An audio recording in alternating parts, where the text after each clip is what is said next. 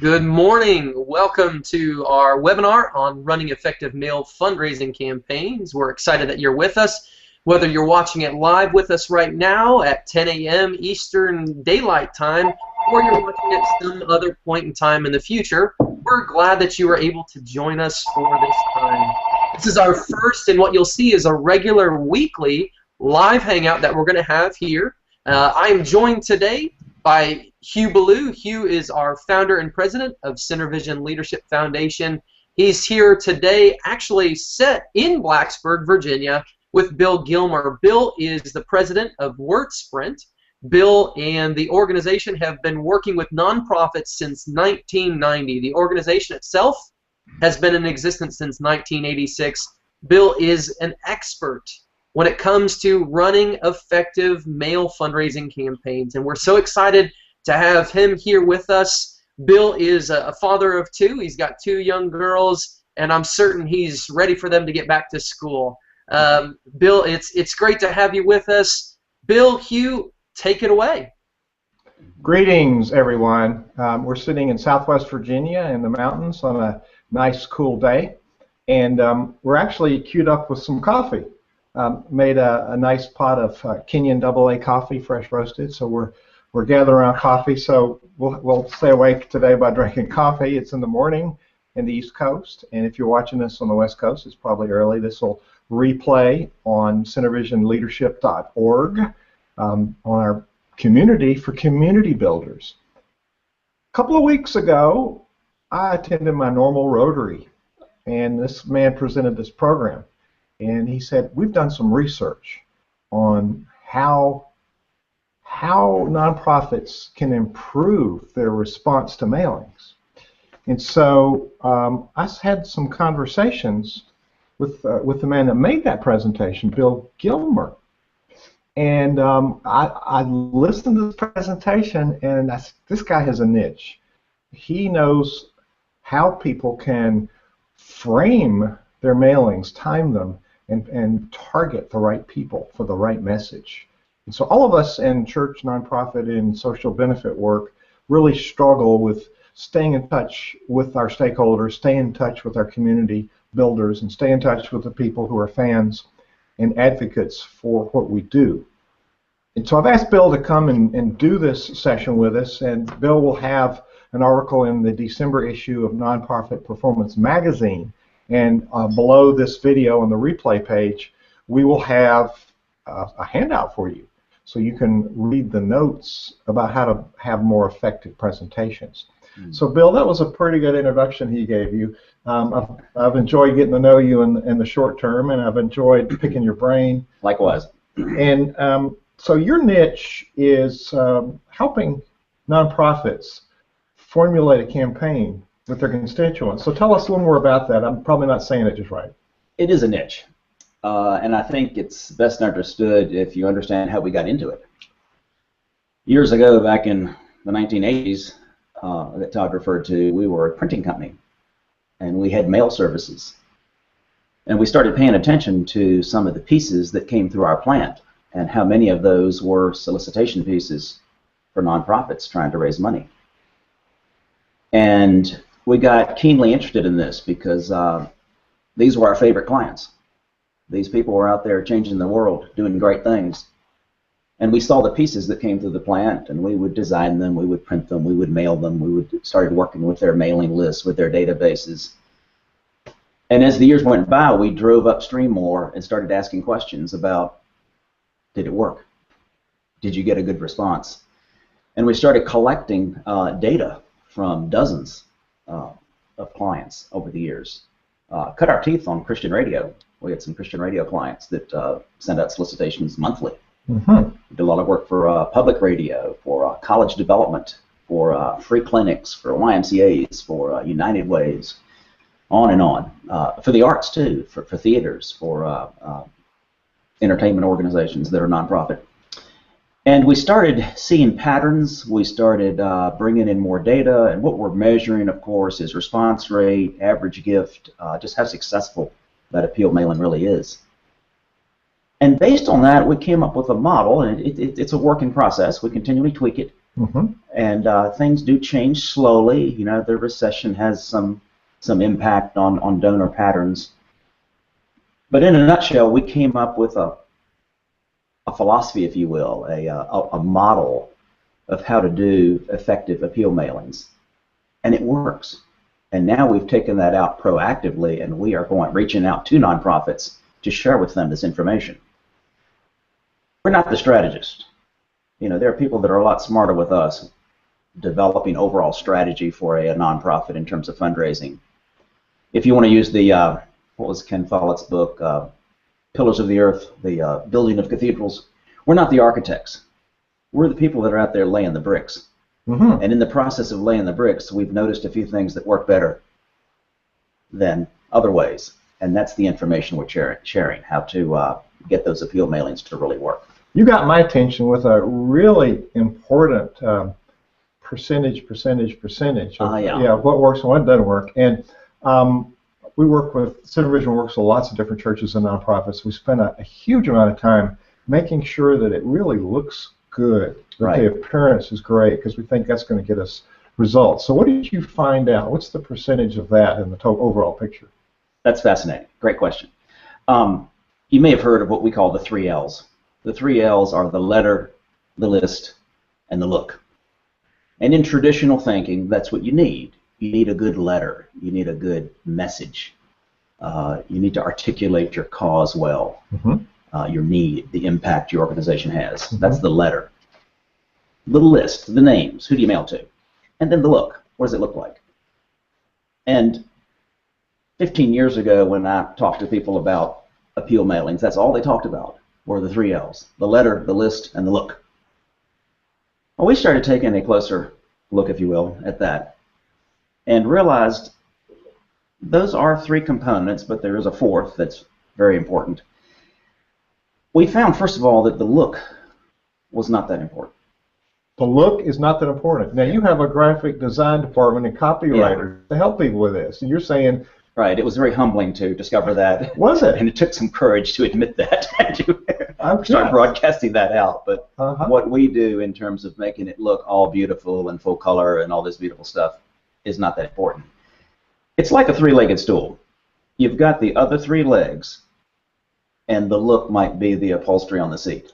Oh, so if it looks really bad, it could be distracting. Distracting, maybe, but that all the upholstery in the world is not going to work if you don't have those 3 legs in place. Oh. Those 3 legs are, and we say roughly that those 3 legs account for about 30% each of the success of an appeal mailing, and the look feel is about 10%. Wow. Now that varies a little bit, organization by organization, and strategy by strategy, but in general, the 3 legs. One is indeed the look. We call it the message. It is how well you articulate your cause, how well you talk about the impact that your organization has in the community that you serve. Say that again.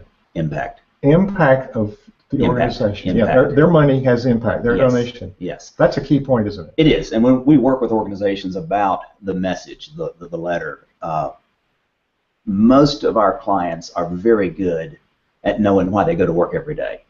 It lights their fire. It's the reason they're so impassioned about doing what they do. I would say the one bit of improvement they could make is to talk a little bit more about the impact rather than the need. The need is easy. We see the need. That's the why. Right. I want to know. Donors want to know, will my money have an impact? So that's the message. Okay, the list is important. We call it the people. The right message to the right people, like Marketing 101, right message to the right people. This gets a little bit more difficult, especially in today's fluid society. Is your message, is your letter really hitting the people that you think it's hitting, or the people it should be hitting? The U.S. Post Office keeps statistics on this, and they say that 40% of all mail does not reach the intended recipient. 40%. 40%. Databases are difficult to manage, to keep up to date, especially if you do any solicitations to businesses. People change positions. Your letter might not get to the right person in that position now. So we do a lot of work with clients on database management, how to improve the list, how to keep it clean, how to create a database culture in your organization. We can talk some more about that later. But yeah, the right message to the right people. The look, as we said, not as important. The other big component, though, the third leg of the stool that we discovered, and this is the one that not only surprised us when we saw it, but it also continues to surprise us. It continues to assert itself as being a very important leg of the stool. Drum roll. Third leg is? Third leg is the rhythm. The rhythm. The rhythm. The right message to the right people with the right timing. There's something magic about consistency and repetition. And I might betray my BA and religion background to talk about, as humans on the planet, what a cyclical experience that is for us. But there's something about consistency and repetition that allows humans to achieve their greatest. And there have been all kinds of studies done on this in all sorts of realms, whether it's professional athletes or great musicians, or it is the day in and day out rhythmic application and practice that renders these high results. Well, in the nonprofit appeal realm, it is the rhythm and consistency of the appeal. And all I mean by this is you get the best brains in your organization together. Mm-hmm. Maybe you talk to some of your best donors. Mm-hmm. Maybe you talk to Center Vision. You determine how many touches you want to have by mail with your prospect donor base in the year. It might be 2 times, it might be 4 times. It really depends on, it might be monthly. Depends on the organization.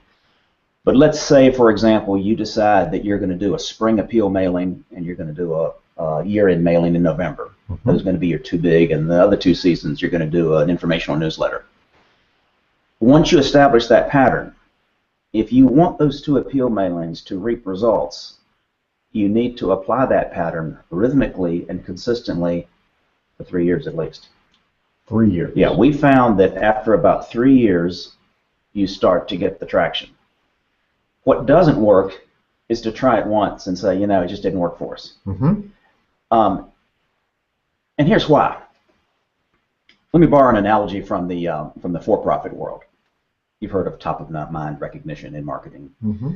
Let's say I run a lawnmower shop. Why don't you explain that, top of mind? Okay, here's how it works. I run a lawnmower store. I sell lawnmowers. And I send out a postcard every month advertising my lawnmower specials. And you get one every month. What I'm going to learn very quickly is you do not come running to my store to buy a lawnmower as soon as you get my postcard. Right. You don't buy because you get the postcard. Right. You come running to my store when you need a lawnmower. Yes. And the question is, when you need the lawnmower, whose name comes top of mind?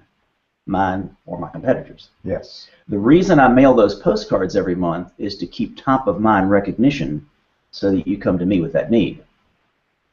Now, somewhat similar in the nonprofit realm. It's not top of mind recognition so much as it is trust.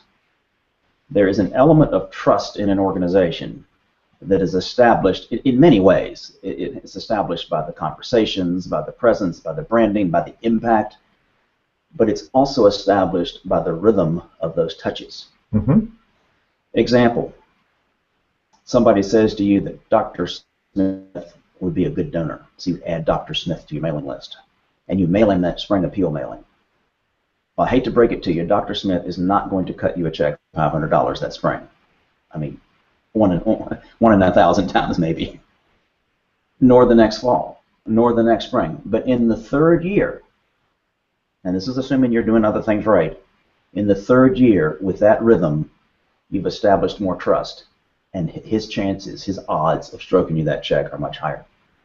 Now you've just hit a really key point. In my leadership development work, in ministry work and nonprofit community leadership, relationship is the basis of leadership. Relationship is the basis of ministry. Relationship is also the basis for communications. Yes. And so what you're describing to me is a form of cultivating that relationship. You're building that trust. You're building a relationship. So I understand that people think of who they had a contact with in the last 30 days. Mm-hmm. So it's top of mind. Right. So we're even though we don't have a new message, we have some connection with them. Here's what's happening. Maybe it's nice to have something new, but here's an update right. on what we've been doing. I think people who have donated too want to know what's happening Yes. and what's the result of that donation. So I think there's two sides of this. There are. Dr. Smith may not contribute right away, but he may have contributed, and he might say, you know, they're really doing stuff. When I make my next donation, I'm going to make sure they get part of it. And most of the organizations we work with do a couple of hard ask mailings like that where they ask Dr. Smith for money, but they also do at least 2, 3 touches where it's information only. Newsletters, whether it's the email campaign, the blog, but whatever it is that keeps Dr. Smith in the know of what's going on with the organization. That's a key point. It's and we get so busy doing the work of the nonprofit, like their church, and we expect people just to know it without really. And I encourage people to have a communications point person that manages that messaging. Yes. This is Hugh Ballou, founder of Center Vision Leadership Foundation, and talking to Bill Gilmer today. If you've joined us late, Bill is the president of a company called WordSpread. And I've been getting my printing done there for a long time. Never met Bill until a few weeks ago when he addressed my Rotary group and found out he was an expert in what I think is one of the biggest challenges that churches and nonprofits face is how do we keep in touch with our donors and how do we build a value proposition that they know why they need to donate and what's happening with their money. Now, I work with some internet marketers, some really big folks, and they're friends of mine. And one of them sent a message out last week, and I've been watching my emails, and 20% open rate's considered really good. He said, what's typical now is 10%, even 5%. And the big guys that are out there making a lot of money doing email marketing have found out that the open rate has diminished significantly. We're buried in these emails, and I sent up, I want to get this email. Pretty soon I got 100 of them coming in a day, and I went, what have I done? And so the result here is I don't open any of them. So, and there's probably other people out there like me. Right. So let's talk about, we try to do it all by email, but you're going back to the old... We're going back to paper. Paper. Yeah. Several reasons. One is, in terms of inviting people to an event, great. Email's super. Social media is great. In terms of keeping people in the know of what's going on, those are excellent avenues. In fact, our company provides these multi-channel marketing systems for clients. We believe in the multi-channel approach. But when it comes to actually asking for money, it's going to be a long, long time before electronic overtakes paper. There is a trust and comfort level of stroking the check or writing down the credit card, sticking it in the mail. There is if you do, I don't have the numbers in front of me, but Direct Marketing Association probably does. Vast majority of donations are done the old-fashioned way and will be for a long, long time. Gracious. So yeah, we do. And the other thing that's happened is that you probably read some of the articles recently. Scientific American had one recently about the resurgence of paper in terms of retention and understanding of content. You know, they do studies on like school kids and give them the same story electronically and the same story on paper, and then do the reading comprehension. Reading comprehension is 30–40% higher when it's paper. Really? Yeah, and it's not, you know, they've discounted a lot of it. It's not just the glare and the screen and the things you might think. There's something spooky going on there. Maybe it's the smell of the words. it's something about it. Something about it. So yeah, we are big believers in the fundraising aspect being done. Now I'm not saying that there are not social media campaigns that work. We work with clients all the time doing things like, crowd tilts and these other things that'll raise money.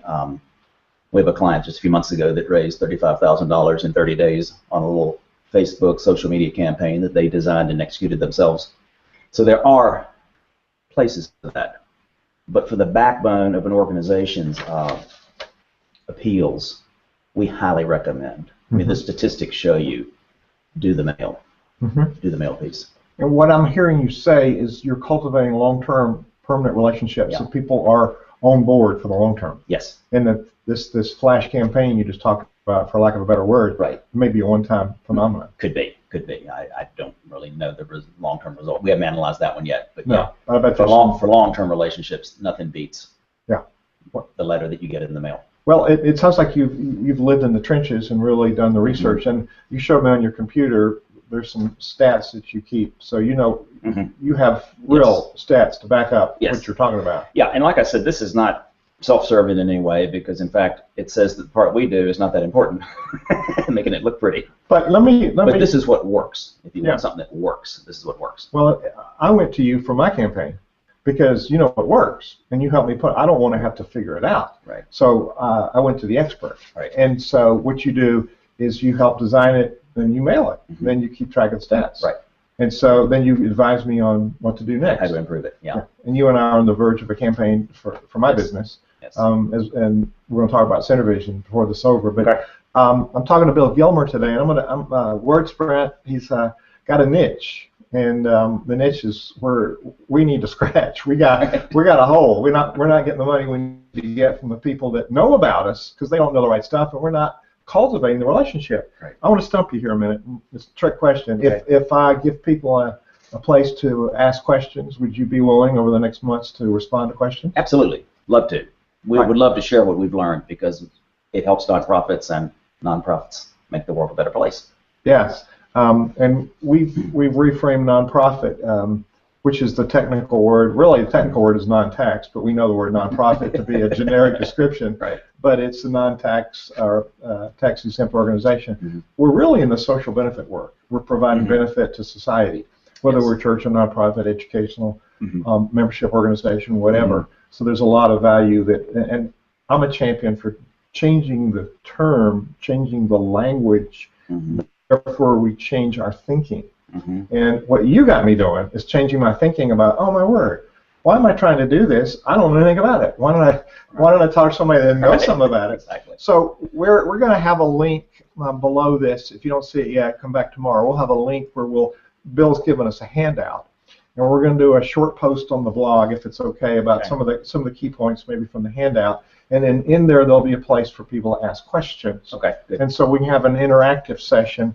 And eventually we'll have a chat space up, and we may invite Bill to do a live chat with us at some point. He can be on his computer, and you can be on yours, and we'll have a session with specific questions. But in the meantime, send your questions to info@centervisionleadership.org. It's the URL at the top of the page.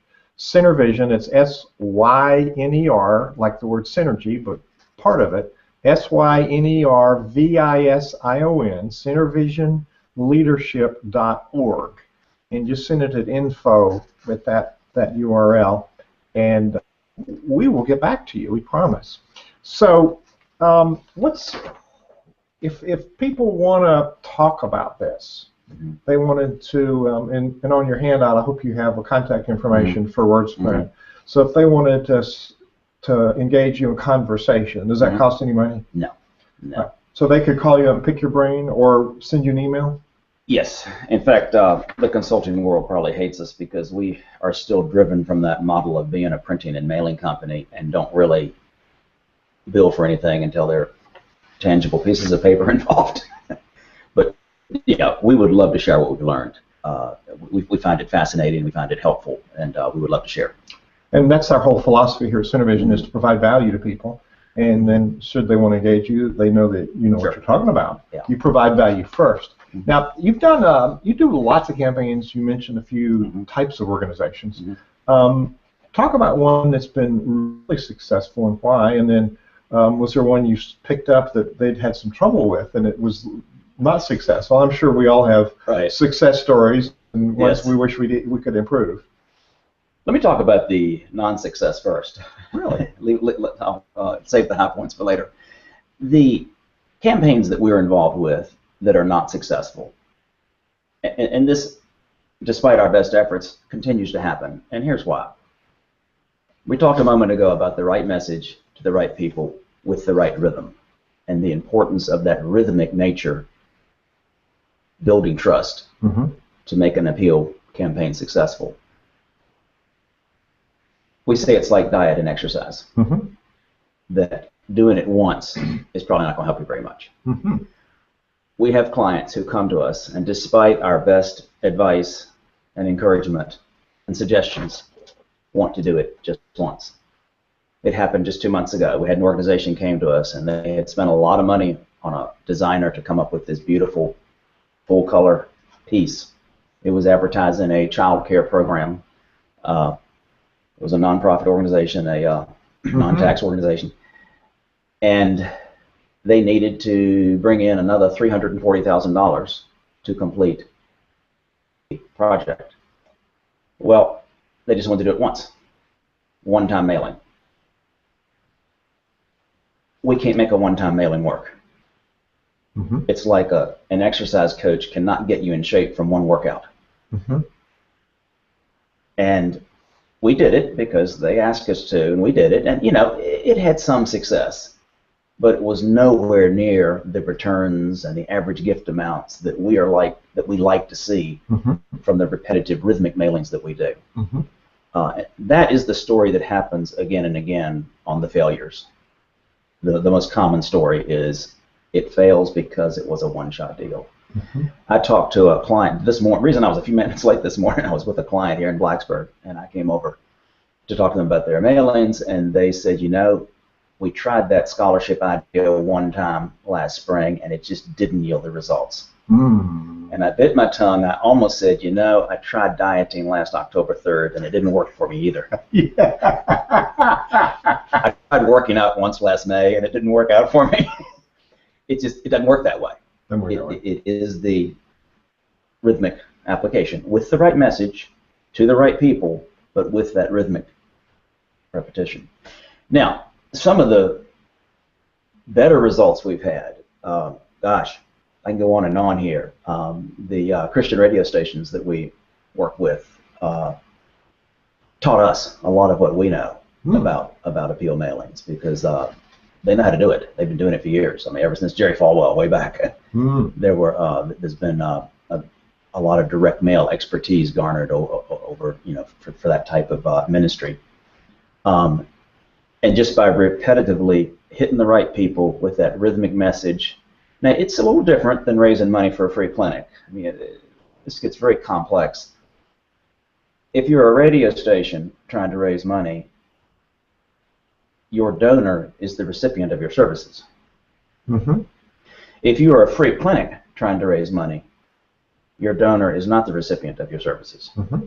Huge difference in how you can ask and how often you can ask. And, you know, the free clinic is going to ask twice a year. That radio station might ask every month because the donor is the recipient and feels like they want to give back. Mm-hmm. So the people that do well are the ones that discover that rhythm and keep doing it. The single most successful campaign we did was actually in the arts world. It was a theater complex, nonprofit, and the magic that worked here was there was some rhythm. They had some preceding rhythmic mailings. We did a lot of work on the right people. We discovered they had a database of ticket buyers that had attended shows that had never been asked for money. And so we did a lot of work of cleaning up the address accuracy and the name accuracy on this hunk of ticket buyers. The other thing that really worked was the multi-channel thing that I mentioned. We timed this mailing to coincide with a free radio ad that they had as a nonprofit. They had the newspaper interviewing them for the same campaign, and by the time my mailer hit, people had heard the catchphrase of the campaign several times: radio, the public TV station, and the newspaper. And so it resonated because of that multi-channel. And the campaign, I think it was a 17% response rate, and the average gifts were, you know, extremely high. Were they? Yeah. So the timing thing is very important. Timing thing is incredibly important. The coordination. Coordination of the multi-channel approach. Multi-channel. Yeah. Yeah.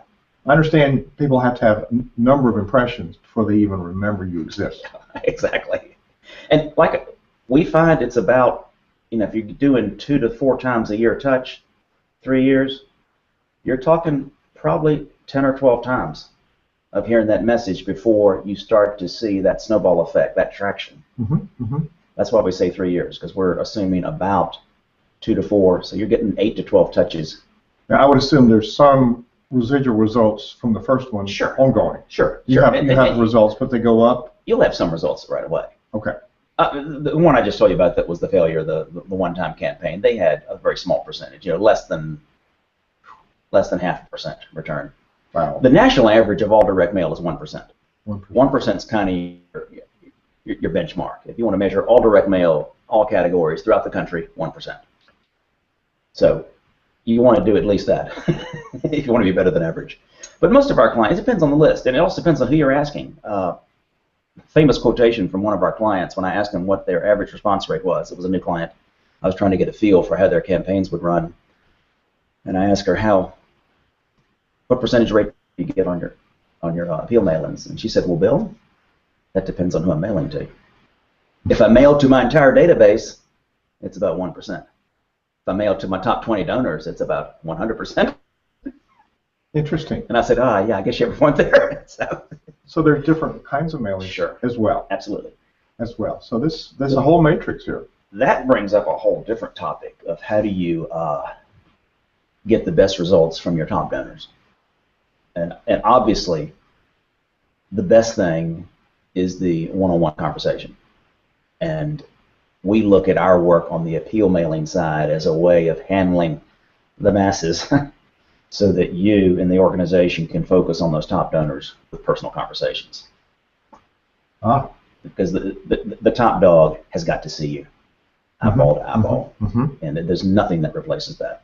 So that is not our area of expertise of how to have those major gift conversations. But I will tell you that is where an organization should put its most effort internally, I think, because they know those people and they know how to talk to them, and they can show that appreciation face to face. But nonetheless, you take your list. Let's say you're mailing to. Well, let's take an example. There's a theater that we do work for that has about 30,000 names on their appeal list, and they mail a year-end mailing to 30,000 people. Well, of those, about 7,000 are recent and good donors. So what our company does, we help them with the preparation and the design, and then we print all these pieces that are going to go out. They take 7,000 pieces, 7,000 envelopes, letters, and those 7,000 get hand addressed on the letter, on the envelope, and get their personal note on the letter. 7,000 of them. They have lots of volunteers. But that's where they focus their internal effort. The other 23,000, we do the traditional nonprofit, discounted bulk mailing. So it's the same mailing, but it's segmented. Segmented. More and more organizations are segmenting because you get better results. The more you can personalize. We can talk a long time about personalization. Personalization works if it's done right. And it can only be done right if you personally put eyes on it. It's hard to accurately, reliably personalize a huge list in the way that we mean personalization. We're not talking mail merge. We're talking way beyond that. Absolutely. And I'm going to put a tag for CenterVision here. What we do is build leadership, and leadership is a culture. It's a skill set and a culture. And leadership, to me, means three things. People who get things done, get results here. People understand how things get done. You've given us lots of daylight on that topic. And then we're people of influence. We want to influence people, and you've said, who do you want to influence, and how do you want to influence them? And then let's time it so that we have a fair chance of getting recognized, and we sequence it. I have a feeling we could talk all day on some of these subtopics. Yes. So, and info@centervisionleadership.org is how you send us a question, and we'll get back to you. It may not be the instant you send it, and then we'll have a blog post where you can comment with the outline of today's presentation.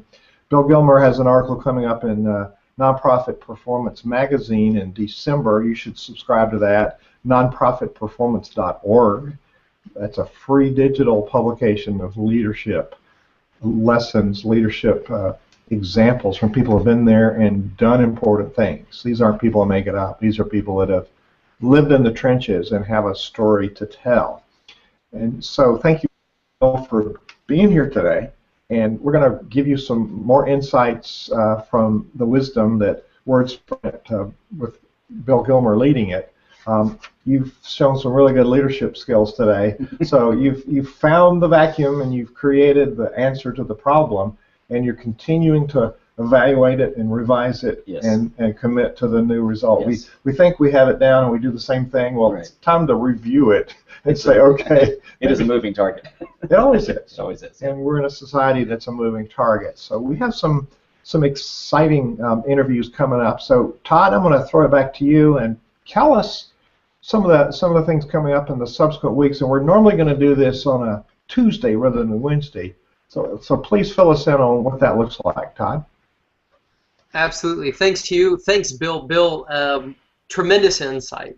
I know that I was sitting here and just gleaning so much information, and I know our members, as they're listening, whether they're listening live or they're listening on the replay, they're going to gain so much just from thinking about particularly the three-legged stool. I love the analogy there, and I think that brings the concreteness to the metaphor.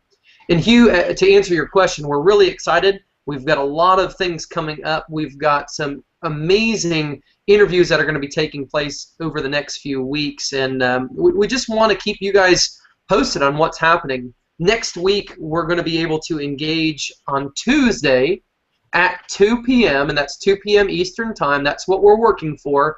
You should be able to see these weekly, Tuesday at 2 p.m., okay? We'll have a live or a recorded video that you can come in there. Tuesdays at 2 p.m. and then on Thursdays we're going to have some kind of Q&A session that you'll be able to join us for. So next Tuesday at 2 p.m. Ed Bogle is going to be talking to us about the importance of strategy, how strategy drives performance in nonprofits. So we're really excited to have Ed on. Ed's going to be live with Hugh. They're going to be talking to our audience, talking to you, helping you with understanding of the value and importance of strategy. And then we've got people coming up after that. What you'll see is if you go to our events page, the events tab on centervisionleadership.org, you'll see an entire list of people that are coming up. We've got thought leaders that are going to be talking to us very shortly in the coming weeks about fundraising, about grant process, about servant leadership, and about a lot of other topics that are absolutely vital to you as an organization. So we're really excited to have you on board with us, excited to be able to share this avenue for learning and leadership, and this is a great opportunity. So we thank you to Bill and Hugh for kicking us off today. Really appreciate everybody being with us, and just want to say, if there are any questions that you have, as Hugh mentioned, info@centervisionleadership.org. That's the place to get us. We can answer any questions. You'll see on our blogs an opportunity to contact us, to be able to get back in touch, ask questions, and engage. We're really excited. Hugh, Bill, thank you guys so much for joining us today, and we look forward to the next time around. Thanks, Bill.